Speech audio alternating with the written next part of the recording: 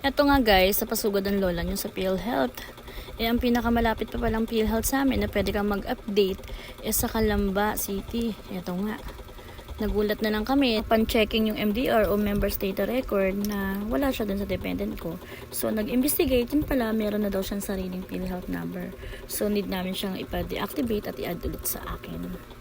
Yun nga. Doon ako dumaan sa malayo na yun. Yun parang puno ng buko na yun. Yung pala guys, meron palang shortcut at mas madali at mas malamig na daanan. Na natuklasan ko lang nung kailangan kong lumabas at bumalik. Ayun o, may daan doon. Yun yung PhilHealth. Yan. Diba guys, mas malamig naman dito kaysa dun sa dinaanan ko kaninang pagkaluwag-luwag na kalsada. Yan, dito. Lakad lang kayo dyan, di naman kayo maliligaw. Marami namang nadaan. Yan. Tsaka, wag din kayo basta-basta pupunta dito sa Calamba nang hindi kayo nagpapa-appointment kasi may appointment din sila. Pero na lang pag emergency yung case, katulad siguro na sa akin, pwede na nilang tanggapin. Pero kung hindi, magpa-appointment kayo online.